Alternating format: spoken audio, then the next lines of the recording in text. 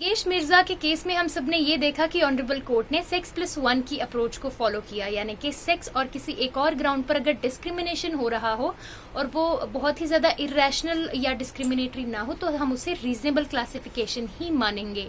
लेकिन honourable supreme court ने नवतेज सिंह जौहर versus union of India में ये कहा, जस्टिस चंद्रचूड़ ने, कि ये अप्रोच फॉर्मलिस्टिक है, यानी कि अगर सेक्स और किसी एक और ग्राउंड पर भी डिस्क्रिमिनेशन हो रहा है तो उसे डिस्क्रिमिनेशन ही मानेंगे और वो आर्टिकल 15 में ही फॉल करेगा।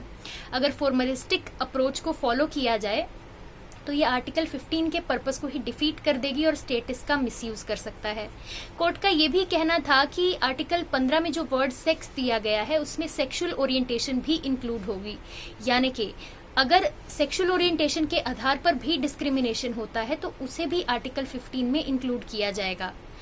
ऑनरेबल कोर्ट ने यहाँ पर सेक्शन 377 आईपीसी को पार्शियली स्ट्रक डाउन किया और जो कंसेंशुअल सेक्स था between two same sex adults जो कि कंसेंटिंग थे उसे डीक्रिमिनलाइज भी किया।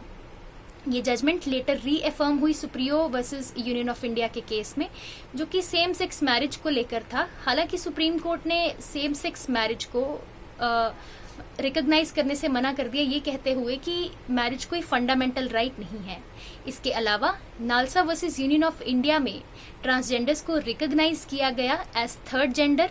ट्रांसजेंडर्स के साथ लंबे समय से चले आ रहे डिस्क्रिमिनेशन और उनके स्ट्रगल्स को रिकॉग्नाइज किया गया। उनके right to self determination of identity को रीअफर्म किया गया। इसके अलावा इंटरनेशनल ज्यूरिस्प्रूडेंस के प्रिंसिपल्स जैसे कि योग्यकर्ता प्रिंसिपल्स, जो कि जेंडर आइडेंटिटी और सेक्सुअल ओरिएंटेशन के बारे में ही हैं, उन्हें भी इस केस में अप्लाई किया गया और रेफर किया गया। ऑनरेबल कोर्ट ने ये कहा कि स्टेट को सभी कम्युनिटी के राइट्स को प्रोटेक्ट करना चाहिए, उन्हें रिकॉग्नाइज करना चाहिए प्रोग्रेसिव रहते हुए। इसके अलावा इस केस में ऑनरेबल सुप्रीम कोर्ट ने ट्रांसजेंडर्स की इकोनॉमिक और सोशल रिहैबिलिटेशन के लिए भी गाइडलाइंस जारी की और हमें मिला transgender persons protection of rights act 2019।